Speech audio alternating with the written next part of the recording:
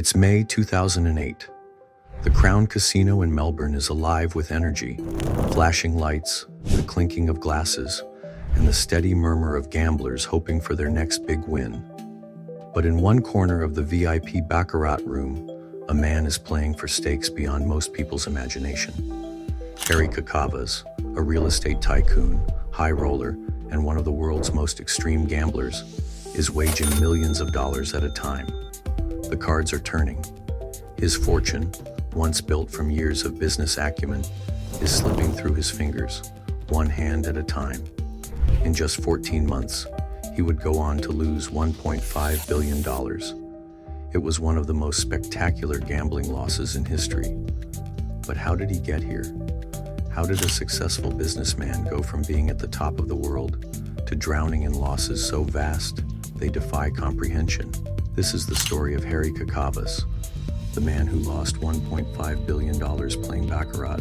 Harry Karakas wasn't born into wealth. Raised in Australia, he built his fortune through smart real estate investments.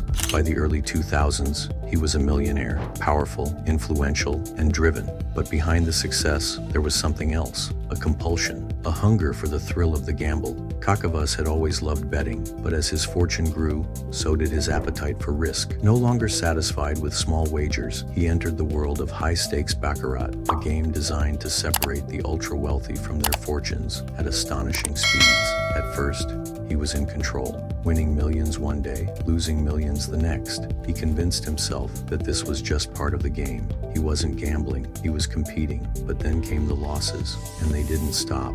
His visits to casinos became more frequent. Trips to Las Vegas, Macau, and Singapore were now routine. Each time, he would walk in with the confidence of a winner and leave with heavier losses than before. The stakes kept climbing. Despite occasional big wins that would temporarily replenish his bankroll, the downward spiral was in motion. The thrill of gambling became an addiction, overshadowing the logic and caution that had made him successful in real estate. He wasn't just risking his money anymore. He was risking everything. In the world of gambling, casinos treat their biggest players like royalty. Harry Karakas was no exception. The Crown Casino in Melbourne saw him for what he was, a goldmine. They showered him with gifts, private jets, luxury suites, exclusive access to the highest stakes games. Whatever he wanted, he got, because they knew one thing: the more comfortable he was, the more he would play, and he did, to the tune of hundreds of millions of dollars. Karakas was wagering $300,000 per hand,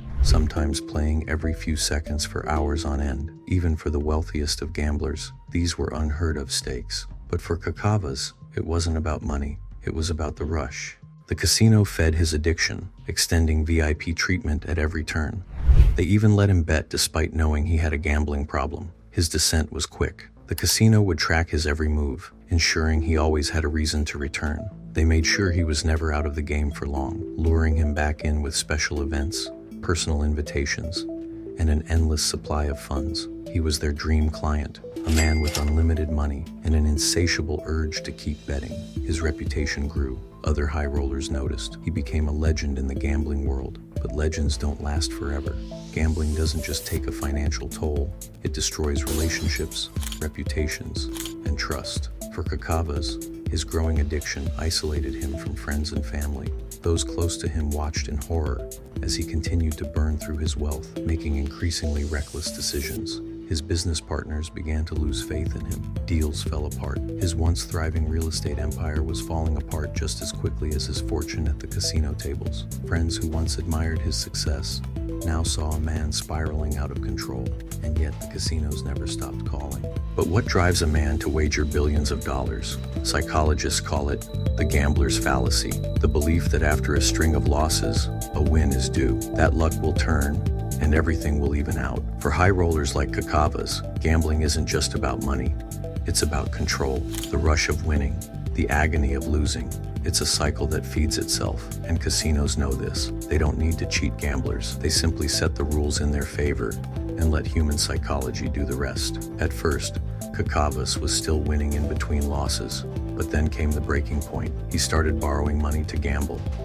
He wasn't just risking his own fortune anymore, he was using other people's money to chase his losses.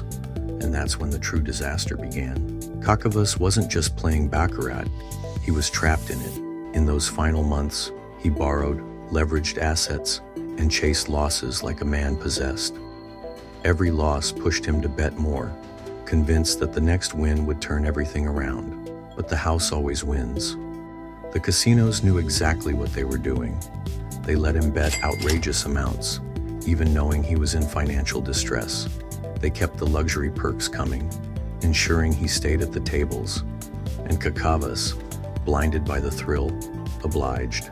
By the time the dust settled, he had burned through $1.5 billion, and now, reality came crashing down. His empire was crumbling.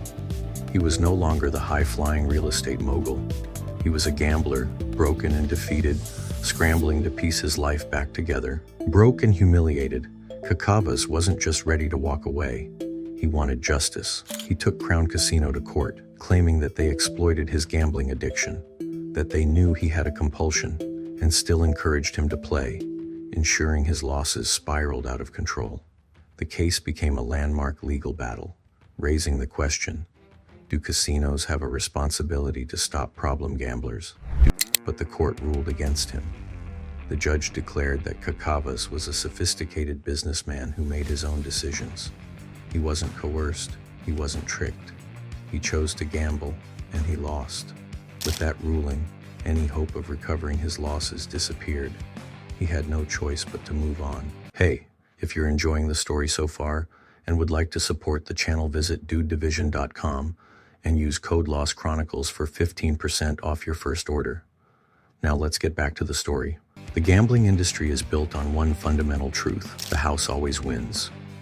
Casinos employ an army of psychologists, marketers, and VIP hosts who specialize in keeping gamblers at the tables for as long as possible. They use free luxury experiences, psychological manipulation, and even personal relationships to make sure high rollers like Karakas keep coming back. Hosts are trained to identify a gambler's weaknesses, whether it's ego, desperation, or the thrill of risk, and exploit them. And Karakas, he was their perfect target. A man with endless resources, a compulsive personality, and the belief that he could beat the system. But in the end, no one beats the system. Today, Harry Karakas has stepped away from the spotlight. He returned to the real estate business, attempting to rebuild his fortune. But the legend of his staggering loss remains. His story serves as one of the greatest cautionary tales in gambling history. A man who had it all: intelligence, wealth, power, undone not by bad luck, but by the unrelenting pursuit of the next big win. And the casinos? They continue their business as usual, because in their world, there's always another high roller ready to play. What do we take away from the story of Harry Karakas? His tale is a reminder of the dangers of addiction, not just to gambling, but to the idea that we can control fate itself, that just one more bet, one more game, can turn everything around. But fate doesn't work that way. The house always wins. And sometimes the losses aren't just money, they're everything. The question is, would you have stopped, or would you have kept playing? You decide. Well, that's the end of the story, but let me know in the comments what you think. And if you enjoyed the video, don't forget to give the video a like and subscribe, and stay tuned for more wild stories of financial blunders.